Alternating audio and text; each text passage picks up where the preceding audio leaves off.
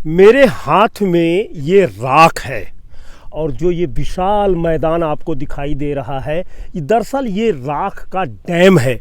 और जिस ज़मीन पर हमें आप लोग खड़े दिखाई देते हैं या मैं जहाँ पर खड़ा हूँ, इस बांध की गहराई 80 फीट से कहीं अधिक है। जी हाँ, मैं बात कर रहा हूँ नेशनल थर्मल पावर कॉरपोरेशन के राख स्थित गांव के राख डैम की। यहाँ हम आपको चारों तरफ आप देखते होंगे कि आपको कहीं कहीं ये लगता होगा कि ये नमक का मैदान है, तो आप बिल्कुल गलत हैं। ये आपके शहर के राख का मैदान है, वह मैदान जो 80 फीट गहरा है। और जब जब यहाँ से तेज हवाएं चलती हैं तो उधर नीचे पूरे का पूरा फसल राख का बर्बाद हो जाता है। आइए इस राख डैम के बारे में सुनते हैं, जानते हैं। स्थानीय पत्रकार सीजीवाल के संवाददाता, वरिष्ठ पत्रकार और दैनिक भास्कर के रिपोर्टर भी हैं रियाज अशरफी। रियाज, ये बताइए, ये दूर दूर तक क्या दिखाई दे रहा है? ये एनटीपीसी से निकलने वाला राख है। ये राखड़ डैम है। ये लगभग ये राख में 3 ऐसे राखड़ डैम हैं जो लगभग 600 एकड़ ज़मीन पर स्थापित है। अच्छा। 2003 में इसका निर्माण किया गया था। तब से ये आसपास के 5 से 6 गांव वाले सबसे ज़्यादा प्रभावित अगर कोई गांव है तो वो ये राख गांव वाले हैं। तो हम कितने फीट ऊपर हैं हम डैम के अंदर हैं? हाँ, हम राखड़ों के बीच में हैं अभी वर्तमान में, और ये लगभग भूतल से हम 80 फीट के ऊपर में हैं। अच्छा जी। तो हाँ। कितने डैम है इस राख गांव में 3 डैम हैं। लगभग एक डैम 200 से 250 एकड़ में बना हुआ है। तो यहाँ से जब, चूंकि हम देख रहे हैं कि जमीन के लेवल पर आ गए हैं जी, 100 फीट ऊपर है बेशक, और ये डैम के ऊपर हम खड़े हैं जो बांध के बिल्कुल लेवल पर है। हवाएं जब चलती हैं तो क्या स्थिति होती है? अब उस स्थिति के बारे में अगर जब ये गर्मी के मौसम में जब आप आएंगे, या गर्मी के मौसम में जब ये हवाएं जब चलती है ना, तो यहाँ के लोगों का खाना पीना दुश्वार हो जाता है। अच्छा। घर में का कोई सामान राख से ढकने से नहीं बचता। चलते चलते बात करते हैं थोड़ी देर। हाँ। यहाँ की फसलें पिछले 2003 से लेकर के अब तक के 20 से 25% यहाँ का रकबा घट चुका है। क्यों? ये क्योंकि ये दूषित राख उन फसलों को चौपट कर रही है। जी। एक जानकारी ये भी मिली है कि कुछ साल पहले या कितने साल पहले, आप बेहतर बता सकेंगे, यहाँ पर आप रिपोर्टिंग भी करते रहते हैं, तो एक डैम टूटा था। जी। उस डैम का क्या प्रभाव पड़ा और कितने गांव वासी उस पर प्रभावित हुए? आज हम जहाँ पर खड़े हैं अभी वर्तमान में, ठीक इसी जगह पे 2013-2014 के आसपास ये डैम टूटा हुआ था। ये पहले से टूटा हुआ था। उस समय एनटीपीसी की लापरवाही थी। ग्रामीणों ने इसकी सूचना भी दी थी, लेकिन उसको एनटीपीसी ने नज़रअंदाज कर दिया था और ये डैम टूट गई थी और ये पूरा जलमग्न हो गया था गाँव।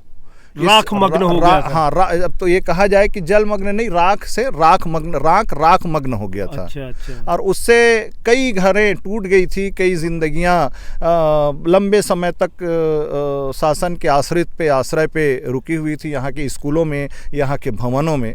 और कई घरों के खराब होने के बावजूद सिर्फ 2-4 घर ऐसे हैं जिसको एनटीपीसी ने कुछ रिपेयरिंग करवाया था, बनवाया नहीं था। बाकी लोगों का आज भी वही स्थिति है। जब तक मैं देखा हूं कि आप राख गांव का राख को लेकर रिपोर्टिंग करते रहते, भेजते रहते हैं कि आंधी तूफान, मुझे तो गर्मी में भी सर्दी का मौसम एहसास होता है। क्या प्रशासन ने या एनटीपीसी प्रबंधन ने इन ग्रामीणों को कभी चिंता की है? अगर चिंता की होती तो मेरे ख्याल से आज इतने सालों में, 20 सालों में यहाँ की स्थितियाँ इस तरह से बद से बदतर नहीं होती।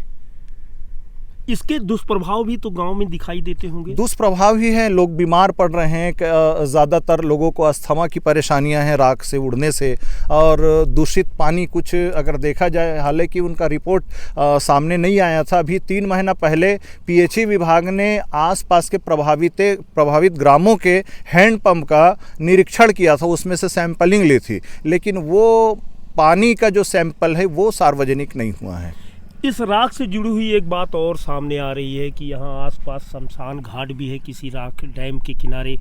तो बड़ी विचित्र बात है कि यहाँ सभी को जलाया जाता है। ये राख का करामात है कि कुछ और भी है? जी जी जी, ये राख और अब राख का क्या हम बोले जाएं कि एनटीपीसी की करामात है।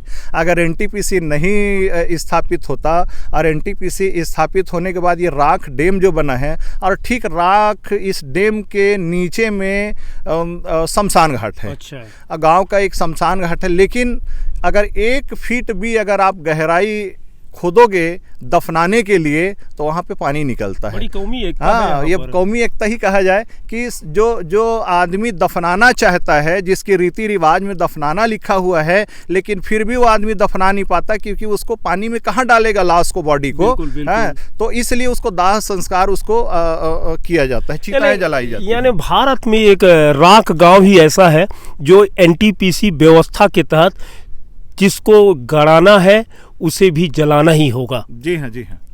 ये मैं जानना चाहता हूँ कि ये पूरा यानी कितने डैम हैं और इससे कितने गांव प्रभावित हैं इस राख से? चारों तरफ जहाँ देख रहा हूँ कि समुद्र की तरह राख दिखाई जी हाँ, इससे ये अब तो जहाँ हम जिस स्थल पे खड़े हैं ये ग्राम पंचायत राख है। इसके अलावा हरदाडी प्रभावित है, रलिया प्रभावित है, कौड़िया प्रभावित है, और भी आसपास के बहुत सारे गांव प्रभावित हैं इससे।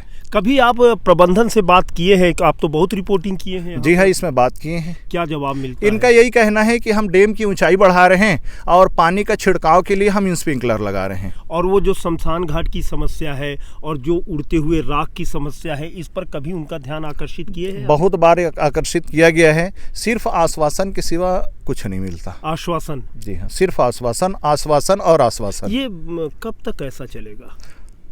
इसके लिए तो ग्राम स्तर पे या प्रशासन को बड़ी गंभीरता के साथ इनके समस्याओं को जानना होगा, क्योंकि एनटीपीसी का ये राख डैम है और इन लोग गांव वाले गाहे बगाहे चाहे प्रशासन को हो चाहे एनटीपीसी प्रबंधन को हो, इन चीज़ों से अवगत कराते आए हैं कि हमको राखड़ से मुक्ति दी जाए। अंतिम परिणति क्या होगी? अंतिम निर्णय क्या होगा? ये राख तो अगर डैम बढ़ता जा रहा है, बढ़ते रहे, लेकिन अंतिम निर्णय क्या होगा? आपको क्या लगता है? रिपोर्टिंग कर रहे हैं आप।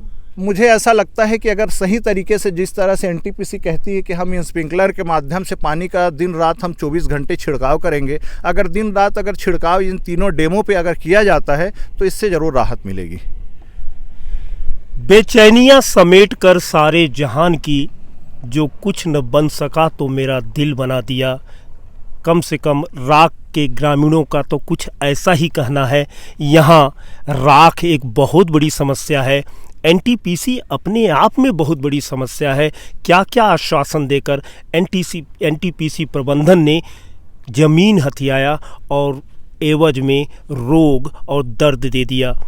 सीपत राख से भास्कर मिश्रा के साथ रियाज अशरफी की रिपोर्ट।